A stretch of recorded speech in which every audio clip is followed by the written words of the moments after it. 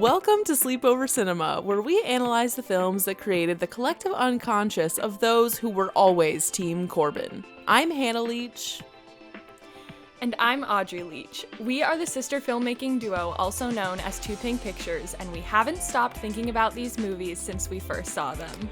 We're going to explore the good, the bad, and the nonsensical of the movies that first inspired our love for film in an attempt to answer the question, are these movies actually good? And at the end of the day, do we really care if they are? Today we are talking about 2007's Jump In, starring Corbin Bleu and Keke Palmer. His dad has a dream. Third generation of Daniels to win the Golden Gloves. Slow down, Dad. But he has his own ideas. We want you to join our team. Your jump rope team. Please. And now, What's this about double dutch? Nothing. Izzy Daniels is about to find his own beat. What's it gonna be? What's it gonna be? High School Musical's Corbin Bleu. Let's do this. Step up, stand out, jump in. An all-new Disney Channel original movie coming soon, only on Disney Channel. So, today is huge for us because I had an obsession. Well, I don't know about obsession, but I showed an unusual love for Corbin Bleu. I wasn't really into boy bands. I wasn't really generally a fangirl, anything like that. Something about Corbin Bleu's spirit, his energy, his athleticism, his art, his talent. I'm a fan, and there is a story that goes along with that. Should we just tell it? Why don't we wait to share the good story until we get to the cast section of the episode today? Okay. I also love Keke Palmer a lot. Yes. And I think I'm the only person on the planet that listened to her first debut album, but it's so good. And I recommend it. Yeah, Audrey was a big fan of the Jump In cast when we were kids, I have to say. And, it's surprising because even though Audrey loved Corbin Bleu so much, I did not remember much about this movie at all before I watched it again today. There's much to unpack, and I think, are we ready to get into the facts on this one? Yes. Okay. Jump In premiered on the Disney Channel on April 27th, 2007, and it was the 69th Disney Channel original movie, which, I have to include that detail. It was directed by Paul Hoen. Paul Hoen. It was Hoen, Hoen. There's some people whose names I will look up the pronunciation of so I don't sound stupid, but he's just Paul does not fall into that category. The movies and media he's directed that are deeply relevant to us include Camp Rock 2, a lot of episodes of Jonas, Cheetah Girls One World, which Darren Christie, if you're listening, I'm thinking of you.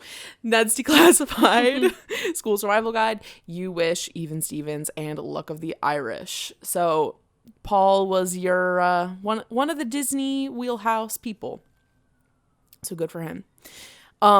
This is probably some of the stuff that I found the most interesting on my information gathering quest regarding Jump In. There are three very powerful women associated with the writing of Jump In. First of all, we have Doreen Spicer, who was one of the main producers of The Proud Family. Like, every single episode of The Proud Family, it looks like she was involved in. And she was also the assistant to the executive producer on Fresh Prince of Bel-Air for 10 episodes. Next, we have Regina Y. Hicks, who is a big producer on Insecure, Girlfriends, Sister Sister. She's involved with the L Word reboot. And I mean, when it comes to, Black women on TV in the mainstream, she's also, a huge heavy hitter. And then lastly, we had Karen Gist, who is a producer on Mixed-ish, Star, Grey's Anatomy, Revenge, One Tree Hill, and Girlfriends. So, Black women producers. There's something so satisfying about when someone's entire career makes so much sense. Yes, definitely. And it's just I know what you're about, and everything that you do has a certain energy to it, and I get such satisfaction out of that. Yeah, totally. I mean, when I looked up Doreen and saw all of her credits, I was like, nice. And then when I got to Regina, I was like, oh shit, they really They really had like all of the best people involved in writing this, which I really feel like you can tell when you're watching it that it was not written by white people trying to write things for people of color to write. So Yeah, no. that's cool. Next, okay, and then there were producers, but like, you know how sometimes the producers seem interesting and sometimes they're just random? It felt a lot more random on this one, especially because it's a decom, so I was just like, whatever. Audrey, would you like to read the plot synopsis of Jump In? Yes. A young boxer fills in when a member of his friend's skipping team. Is that what it's called? That's what it said in the synopsis. A young boxer fills in when a member of his friend's double dutch team drops out at the last minute, and he finds a passion for this new sport. He starts to question whether boxing is what he really wants to do and has to decide to follow his heart. I don't like that. Yeah, you know, there actually weirdly weren't that many good synopses of this, except for, of course, the Disney Plus one that they make like fucking like embedded in stone, so you can't copy and paste. But you get the point. We've got one tagline, very, very, very, very sad, and also not a tagline, and that is "Jump in." That was all they gave us. No. Yeah. Not great, but yeah. if it was named something else, I think it would be a good tagline. I agree. Because I was thinking about like the meaning of the name of this movie, and I was like, why is it called Jump In? It's like, first of all, they say jump in several times, so there's that, but also it's like inclusion. It's like inclusion in the group. Yeah.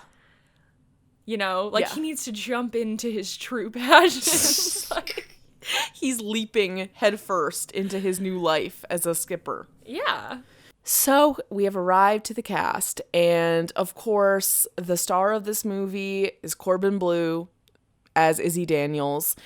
He is best known as Chad from High School Musical, and that first High School Musical came out in January 2006. The second one came out in August of 2007. So this movie came out like a few months before High School Musical 2. So this was like peak Corbin Bleu, I guess, for us. But one thing that I found really interesting when I was watching the movie and then when I was looking at it after, there's like one kiss between Keke Palmer and Corbin, and it feels a little bit weird because she feels a lot younger than him in the movie. Like, it kind of feels like a big brother, little sister relationship at times. And it kind of makes sense because Keke Palmer was 5 years younger than Corbin during this movie. So she would have been, she's 2 years older than me. So she would have been like 15 and he would have been 20. So that's kind of awkward. And I do sort of wonder like what the thought process was there about pairing them together. But it never feels creepy when you're watching it. It just sort of like a weird choice. But anyway, so Corbin is not really known for a lot outside of High School Musical, but he was on Broadway, which again we will get to later, and he seems to be doing well for himself. Anyway, next up we have Keke Palmer as Mary, who we all know and love from True Jackson VP and Akeelah and the Bee. And since then, she's been in a bunch of stuff like Scream, Star, and Hustlers. She had her own show called That's the Gag for a while. She was on Masters of Sex. And then I guess she was on Winx Club as like a voice actress before this movie came out, which I thought was funny. Scream Queens. Yes. That too. And then next up we have David Reavers as Kenneth, who is Corbin's dad in the movie and in real life, which I found to be really funny.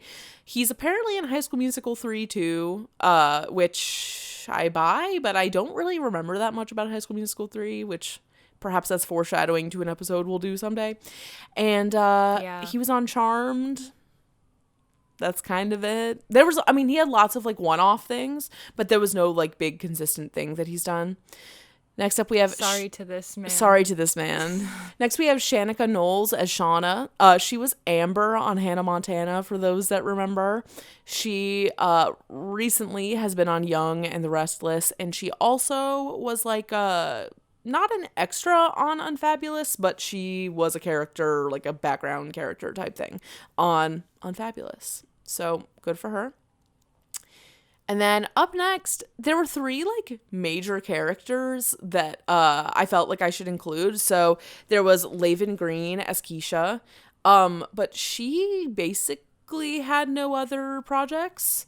And then same thing with Kylie Russell as Karen, and extremely true of Patrick Johnson Jr. as Rodney, King Rodney. He literally had like one other thing. I think he was on like one episode of Awkward with one of the other girls I just mentioned at one point.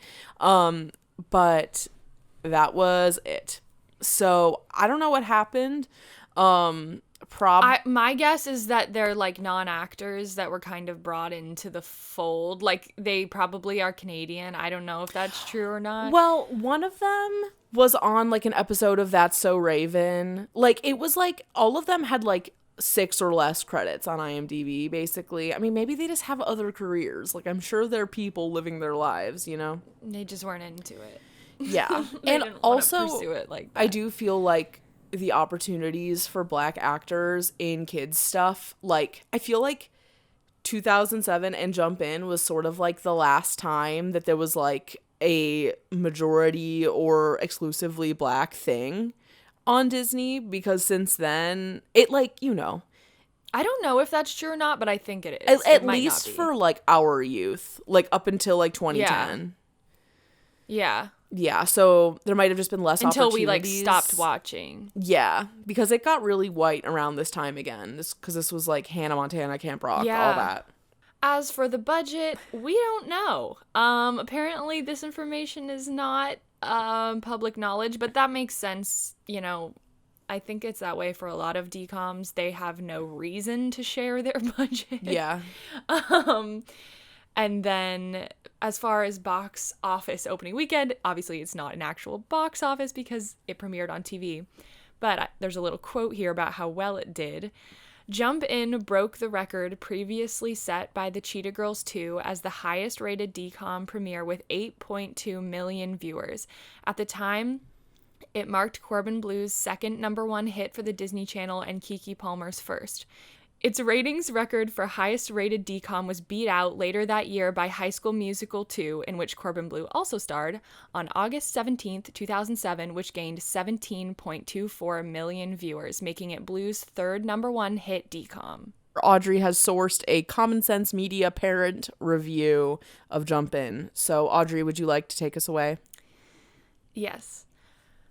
Parents need to know that they may even enjoy this fun made-for-TV Disney movie as much as their kids, tweens, and yes, even teens will. It's got drama, emotional turmoil, moments of triumph, and touches of sweet romance. Just one kiss. Just one. Plus some impressive double Dutch jump rope work and a catchy soundtrack. Yay! The Christian parents of America can sleep soundly tonight knowing we all saw this. Yeah. Wow. One thing that I encountered in my research was I looked up like a timeline of all the Disney Channel movies and sort of just looked at like the actors that were in each one to see like if there were other Black Disney Channel movies, basically, because all the ones I know of, like at least the ones that came out around our time, definitely weren't. But I found this really great article that was like a definitive ranking of the Black Disney Channel movies. And I encountered this one called Up, Up and Away that was ranked #2 after Jump In. And it was about a family of superheroes. And it was like kind of old and super weird looking, but really funny. So maybe I'll link to that in the show notes just so other people can see like the list, because it was really interesting. Let's get into the gossip section for April 2007. And I guess before we get into the real celebrity gossip, I just feel that it is important that you all know that in the Leach sisters timeline, April 2007 was the end of 6th grade for me and the end of 4th grade for Audrey. And it was a few months before we moved to the new town that we did like the second half of childhood in.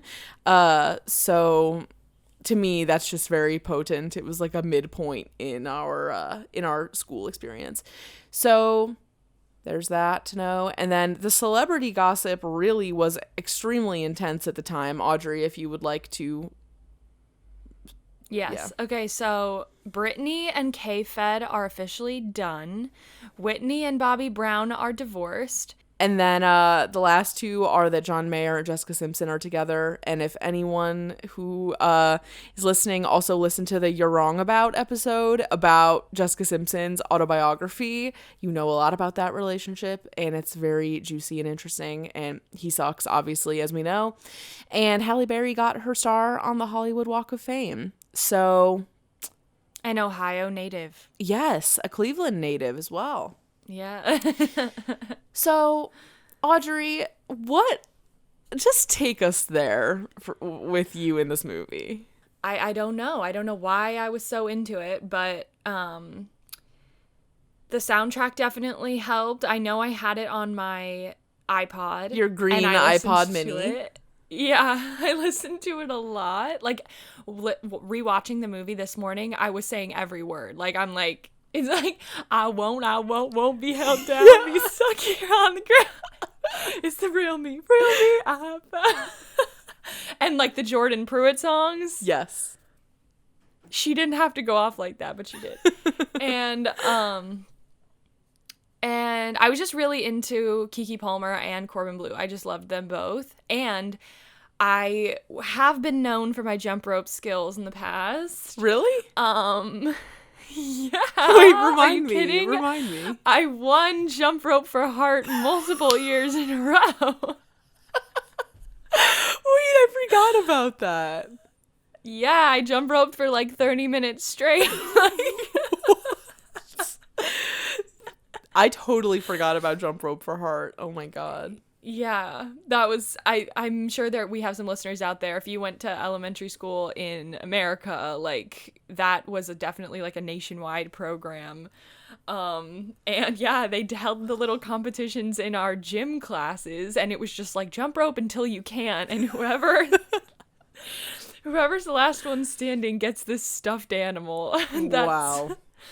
I thought the whole point that's of it, what happened. I thought the whole point of it was that it was like a fundraiser. Yeah, it was a fundraiser. I just don't remember how. So I had in my head that I was some kind of elite jump roper because of this. And then after watching Jump In, I literally did force my friends to do double dutch with me.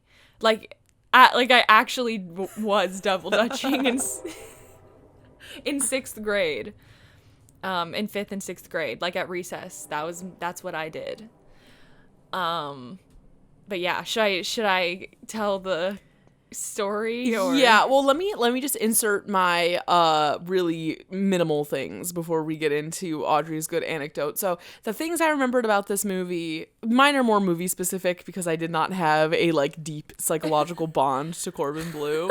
But I remember, I wouldn't say I had that. No, it wasn't that bad. But there were collages, which we will get to. So the main things that I remembered before I rewatched this movie was that when I was a little kid and they like said how much Rodney and Izzy weighed, I was like, holy shit, I weigh more than Izzy. Like, I remember feeling really bad about that, which, you know, what? Classic shit, you know. He's like 148 or something, and I remember being like, I weigh more than that. So just throw that in there. When he says, watch me while I pop my collar, that is really painful. It was painful then and it's painful now. So that holds up. And when I was trying to remember what this movie was about, I was like, okay, obviously jump roping. I think boxing. Is jump roping like girly? Like, is that the problem? I really couldn't remember that much. So that's what I remembered before I rewatched it. But we've made you wait long enough for this anecdote about Audrey and Corbin. So Audrey, if you would like to take us away. But some of the things that I remember too about the movie in general are just like the narrator and like feeling weird about the narrator. Mm-hmm. Obviously it makes sense by the end, and then the line, "Come on with the come on." And also the little sister Karen going, "Shut, don't go up." Shut, don't go up. She's like, price is due. So why don't you? Due. So why don't you shut up yourself? You don't even get to hear her land her sick burn because the dad cuts her off. Like, oh my God. But anyway, the Corbin tale. So, do you what's the name of the musical again? Holiday Inn. Yeah, Holiday Inn. So this was in 2017, I think. Found out that Corbin Bleu was in a Broadway show called Holiday Inn, and I knew that he was going to be doing some tap dancing. It's a very classic. It's like an Irving Berlin show. Yeah, classic musical. And so I think our parents came to town, and we were like, well, we usually see a show. It like back when Broadway was open, we would see a show with our parents. And so I was like, well, I know what we're seeing. And if you don't know, if you haven't been to Broadway before, if you haven't been to Broadway, if there's an opportunity for you to potentially meet and speak with the actors and actresses in the show at the stage door, which I've never actually done before because we just never really cared that much to do it. But with this show, we were like, hold on. Are we going to go to the stage door and like meet Corbin Bleu? It seems too good to pass up, even though I was like honestly terrified to do it. But, you know, we see the show. It's amazing. His tap dancing is elite. Like, it was great. And then we're at the stage door, and like I think my heart was pounding. Like I was just not ready. And Hannah was like laughing at me basically. I was. And we even like met friends too. That's when we met. Oh yeah. Yeah. There were these two boys who also went to NYU that I like recognized from like around town. Because they would go to a lot of Drag Race things too. And then we finally were like, let's actually acknowledge each other, and then we were friends. Yeah. And so he comes out. He's going down the line. I'm like, what the frick am I about to say? Like, hi, love you. I don't know. So all I really remember, I actually have no memory of what we said or anything. All I know that did happen was that me and him took a picture, and Hannah asked Corbin if like Flash was okay to use, and he was like, oh, like, yeah, that's fine. Like, nobody ever asks me that. Like, that's nice, basically. Yeah, so Corbin Bleu called me nice. Yeah, we took the picture, and I was shaking for sure. I was shaking. It was extremely funny. Yeah. All of the photographic evidence will be on display on our Instagram. Oh, yeah. And when we say photographic evidence, we mean the picture of Audrey with Corbin, but also all of the, like, J14 posters with, like, the mini collages and all that. Like, it was so good. Oh, you didn't even mention, and maybe this will come up in the second half, but we would listen to Push It to the Limit in the car all the time.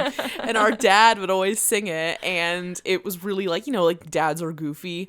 It was very goofy when he would do it. Yeah, it was. I honestly, like, I hated, like, I didn't hate it because I like the song, so it's fine. But, like, there was a certain level of, like, embarrassment in, like, knowing that even in 2017, I was like, this is, like, the pinnacle of this embarrassment.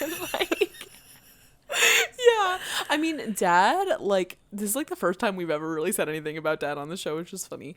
Dad singing along to anything that you like feels like he's making fun of it, even if he's not making fun of it.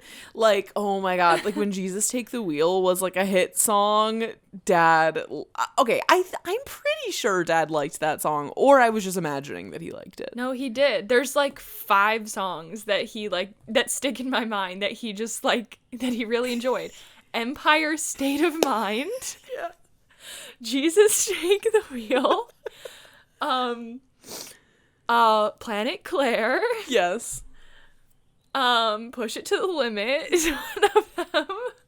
Like, there's just a few songs. Yes. There's Rocket Man. Say Rocket Man? Yeah, he likes Rocket Man. Yes, but Rocket Man and Planet Claire were not him singing songs that we liked and making fun of them. Those were songs he showed us. Yeah, but still, it was like the same energy. Yeah, it's true. It's true.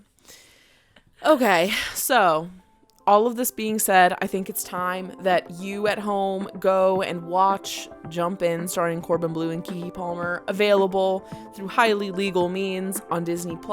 Go watch it and then rejoin us for our discussion when you are ready.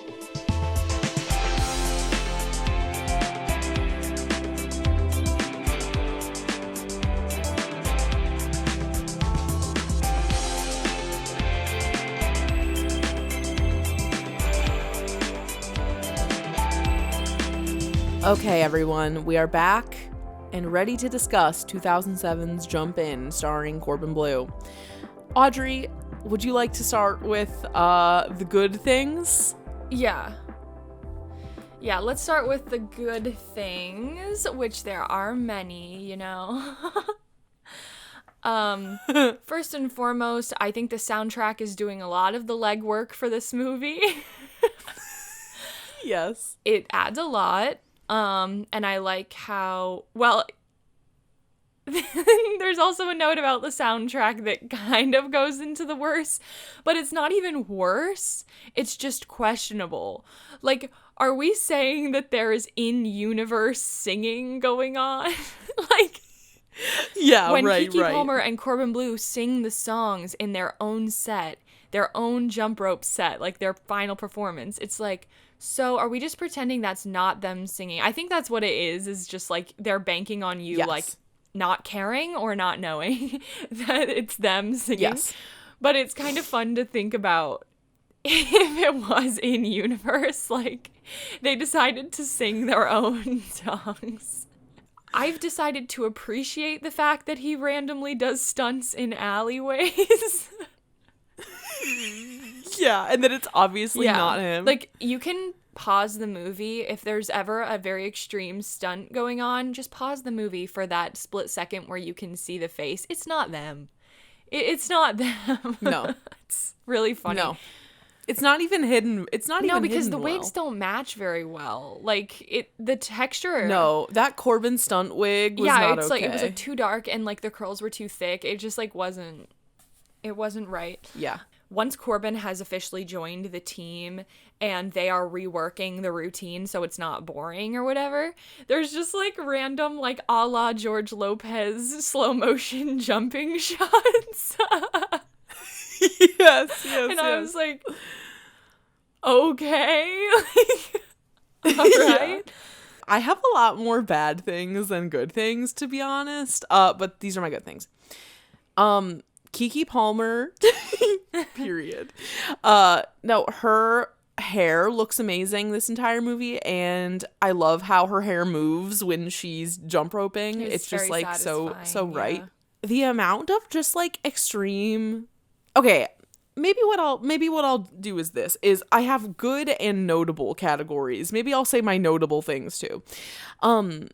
Just like the level of athleticism required in this movie, even just like to jump rope for that long, like just seems really exhausting and admirable. Like, especially when Corbin does it, he makes it look really hard.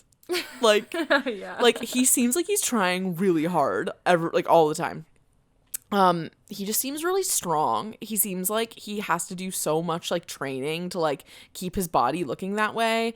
And, It's just kind of a weird, like, experience. We don't know that. I'm assuming. I'm assuming. Also, the opening where he's just like expressing his soul through dance in an alleyway, and then they never touch on the fact that he likes dancing again until the end. It's his secret. Yeah, it's like that's the real secret, is he wants to be a dancer. This is starting to get into things that are bad, but okay, this will be my midpoint, which is that I feel like this movie hits a lot of the same notes as High School Musical pretty egregiously. That's what I was gonna say. Yeah, I literally wrote in worse, same exact. It's literally the High School Musical conflict. It's the same conflict. It's the same internal arc for your main character. It's the same thing. Except it's not equally distributed between Mary and Izzy. Whereas in High School Musical it is evenly distributed. But I feel like with High School Musical, they were like intentionally basically doing like Grease 2.0. Like they were aware that they were doing that. Whereas with this one, it's like a lot more about Izzy. And I guess we can lead into the bad stuff with just saying that I feel like Izzy's an asshole. Yeah, he is. He like it actually is. I'm like, if somebody treated me like that, like I would hate them. I know they've got this whole like love-hate thing going on, but the two other girls like just like him and only like him, and they don't have any attitude towards him at all. Yeah, Keke is responding normally to the situation. Like I just felt like it was so unfortunate to be watching these three girls getting like jerked around by fucking Izzy's antics. Like they're getting like gaslit. They're totally getting gaslit by him. And also like he never really apologizes that well, especially to his dad, who he's such a dick to. Yeah. His dad isn't even rude in the way that like Troy Bolton's dad is. Like the dad is like literally just trying to get by. An angel. The dad is an angel. And he's also so cute. Like he's a really good actor in this, I feel. And he's not understanding of the conflict. Like Troy Bolton's dad knows. Yeah. Like he finds out pretty early on that Troy is into the drama club right now, and he's fully an antagonist against it. He's like, I don't like the theater. Don't be doing it. That's some gay shit. I do not like the theater. Yeah.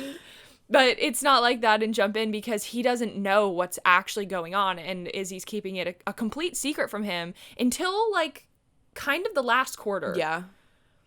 So it's not his fault that Izzy's not telling him anything. Yeah. And I felt like the part where the dad shows up to the final performance and he gives that like really thorough apology, I was like, yeah, it's like, sir, you don't have to do this. Yeah.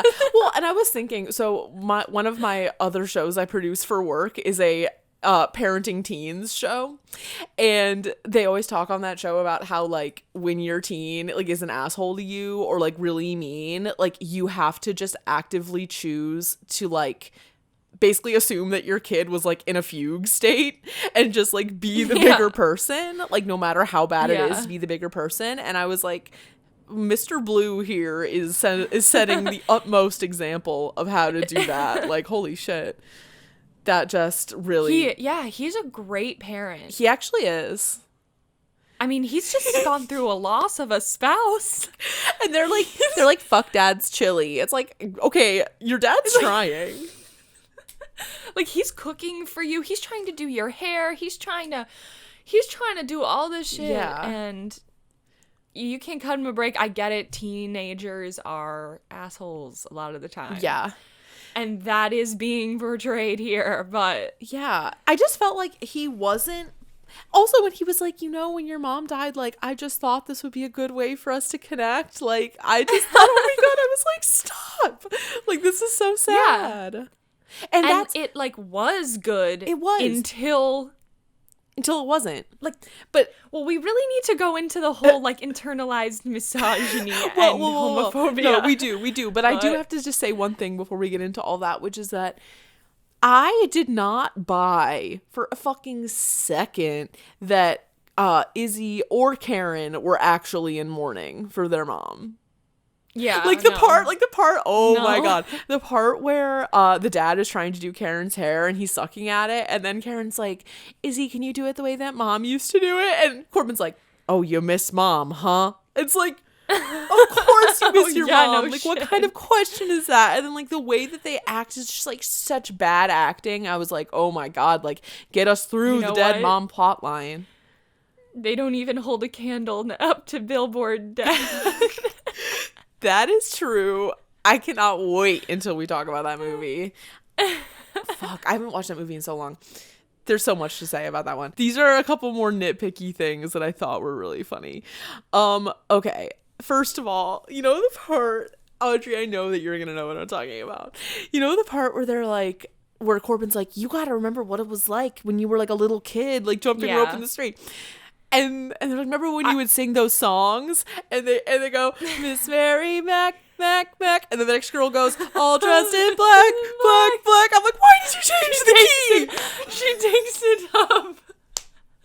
Like, she goes up a whole step. Like, I didn't even do it right. It's like, Yeah, Miss Mary 'cause Mac, it's- Mac, Mac, all dressed in black, black, black. I'm like, why? Why did you change keys between the two people? Imagine the whole song just keeps going up.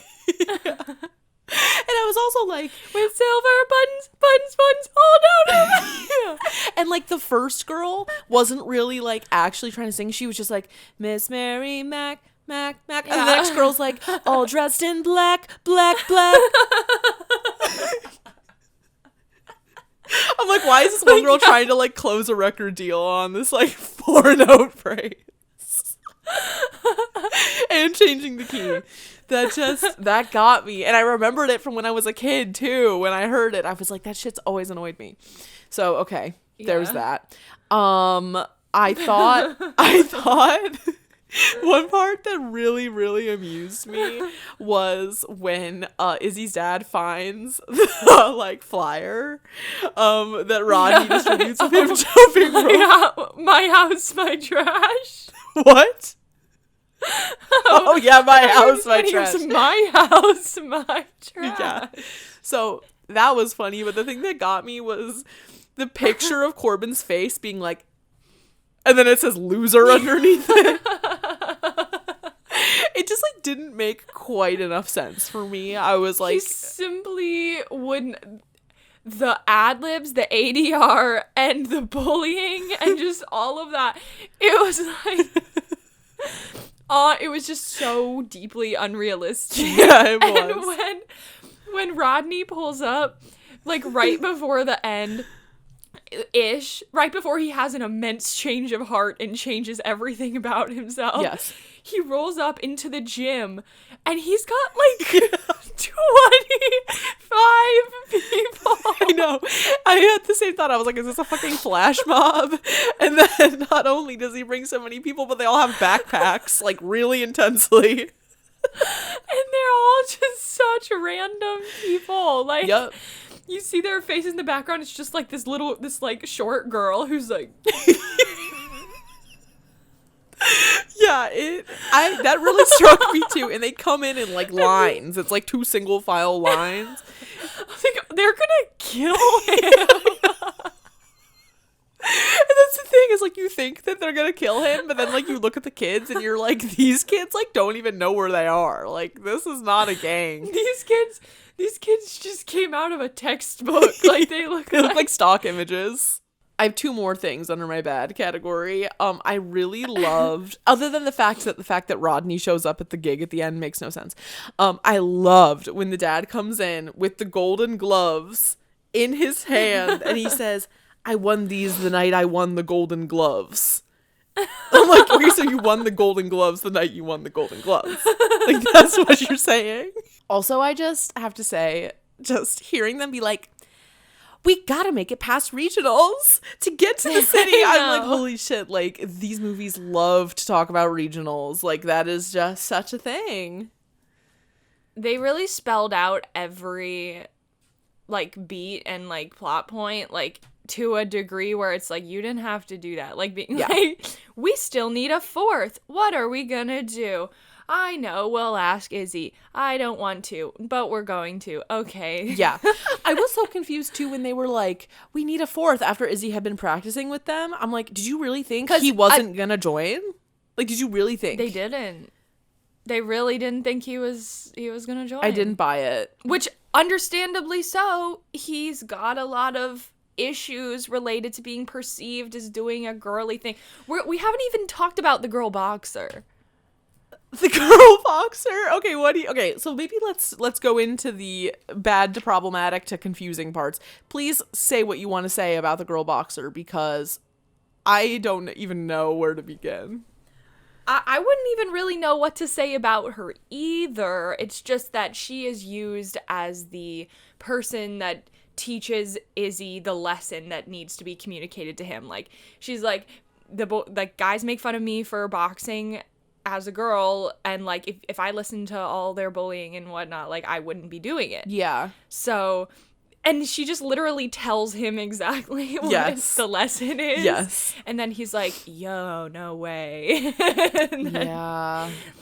I didn't think it was like offensive or poorly done in any way. It was just, it was lazy writing, okay. Yeah, it was lazy writing, but as far as like the identity of it, like, it was fine. Yeah, I agree. This is a positive thing we haven't mentioned yet, but like, the two guys that are like allegedly fucking, what's his name?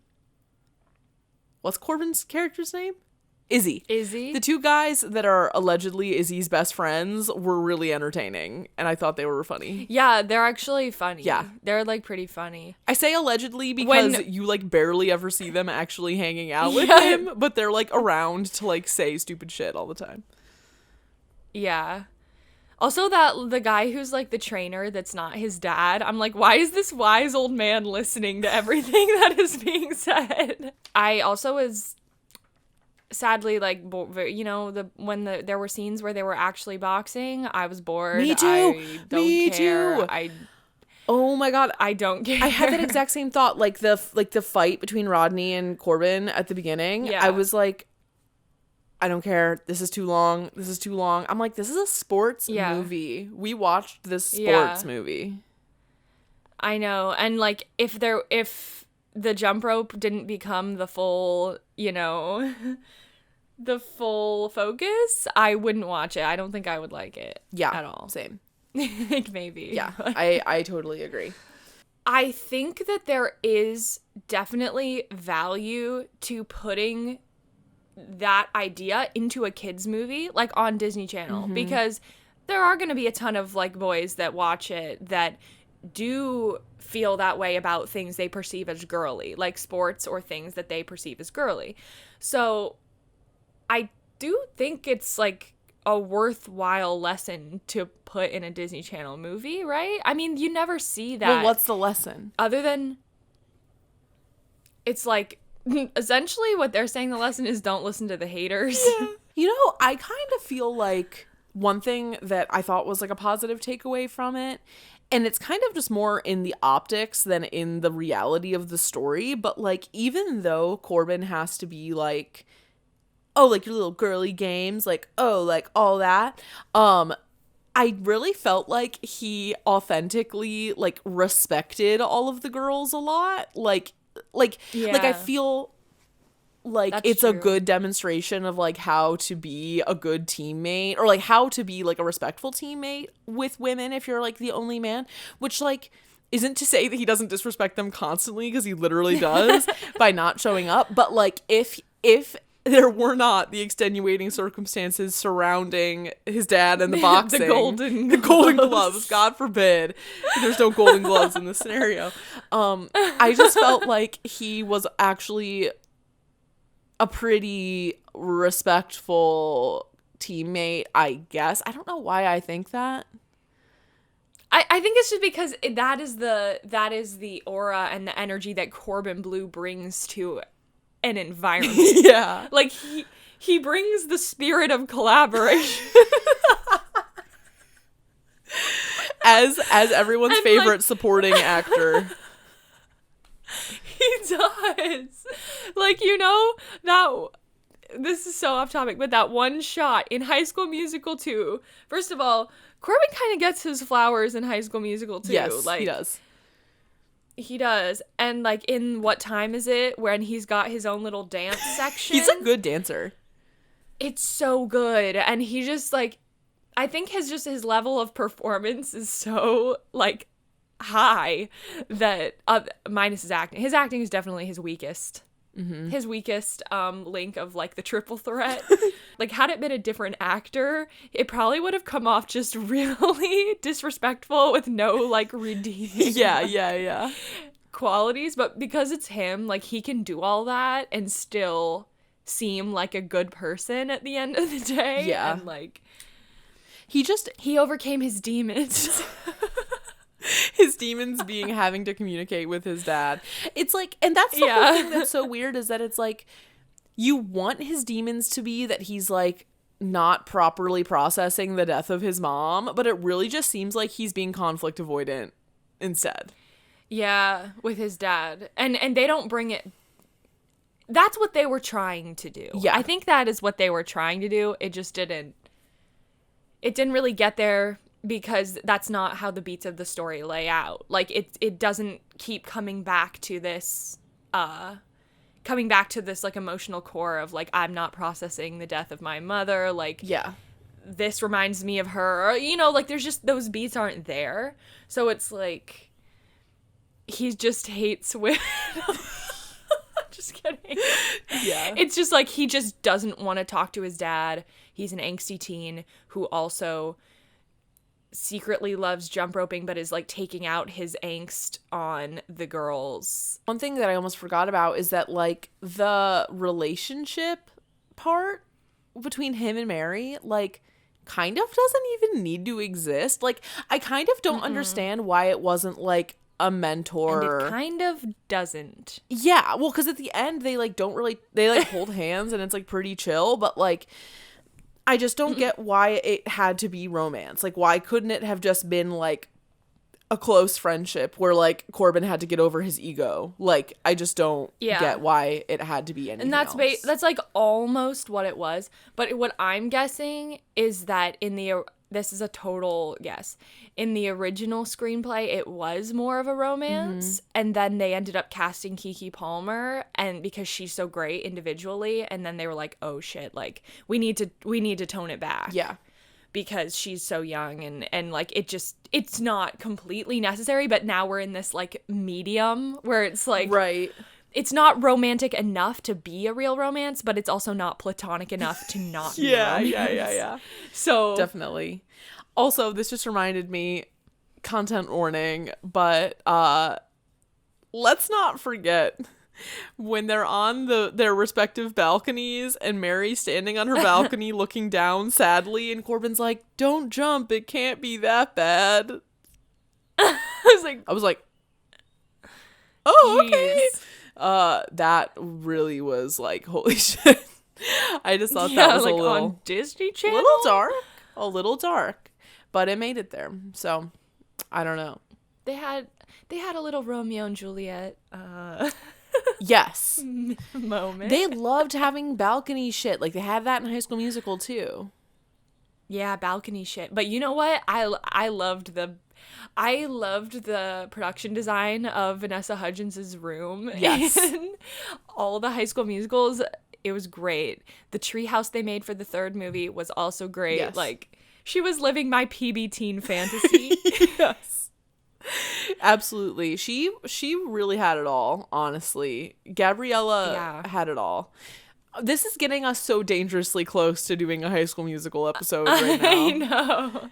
I know. We've been trying to not do that because we don't want to oversaturate the market with critical takes on High School Musical. So if you're enjoying these nuggets, maybe let us know. Because again, if there's the demand, we will do it. But we don't feel the need in our souls to comment further. Can we also just, last thing, completely, why did they add in the Mean Girl jump group? The Mean Girl double dutch group? Yes. Like, they were completely useless because all of the conflict of the story, everything, it happens within the Red Hot Chili Steppers, okay? Yes, it's true. So we don't need the rival. Like, you actually do not need a rival group because it's not about that. Yeah. And we don't need this unnecessary bullying and, like, costume shaming and whatnot. Yeah. Yeah, that was unnecessary. But I did enjoy seeing that bitchy girl there because I'm pretty sure she's in Hannah Montana also. Is Jump In worth watching again? And is it good? I'm so biased. Okay, Audrey thinks yes, obviously. Well, I think for certain reasons, if you're looking for like an extremely moving story or like extremely consistent characters, like no. Like, yes. It's not great. It's not great for the acting. I think Keke did a great job. But it's not great for like the acting, but I think it is very remarkable for being an almost like all black cast. And the soundtrack is great, and I love watching people double dutch. So if you're into any of that, like, yeah, yes. I feel like it's an interesting, interesting thought experiment in Corbin Bleu as a leading man. And I thought it was kind of boring, but I thought it was funny. Yeah. And it aged well. I mean, honestly, there was nothing really problematic in it at all. No. I mean, there was like the gender stuff, but like even that was just like I mean, that's just like programming for young people shit, you know. Yeah, so let us know if you watched Jump In. We had a great time revisiting the man, the myth, the legend, Corbin Bleu. Love of my life. Sadly, he is married. That happened a few years ago. I did mourn for like a day, and then I got over it. But yeah, we've got some exciting episodes coming up soon. Maybe some really exciting. The high profile guest hunt rages on, let's just say. Until next time, have a good week. And bye. Jump to the rhythm. Into your life. Jump to the rhythm and dance to the music. All in together to show how we do it. Step to the rhythm and dance to the music. All in together we shine. In the great words of Prophet Jordan Pruitt. Okay. Bye. Bye. You can find more from us at evergreenpodcast.com/sleepover-cinema and keep up with our latest creative projects at twopinkpictures.com. If you want to watch our show as well as listen, we're on YouTube too. Search Sleepover Cinema or go to the link tree in our Instagram bio. We're on Instagram and Twitter at twopinkpictures and would love to hear from you there. We're also on TikTok at Sleepover Cinema, and that's really where the party is at. And if you like the show, if it brings back evocative memories of childhood or tweendom or babysitting, share the episode with a few friends. Leave us an iTunes review telling us what movie you'd like to see us cover next, and leave us a review if you like the show, and if you don't, don't. Sleepover Cinema is a production of Evergreen Podcasts, produced, edited, and engineered by us, Hannah and Audrey Leach. Sleepover Cinema is mixed by Sean Rule Hoffman with theme music by Josh Perlman Hall. Special thanks to executive producers Michael D'Aloia and David Moss. We'll chat again soon.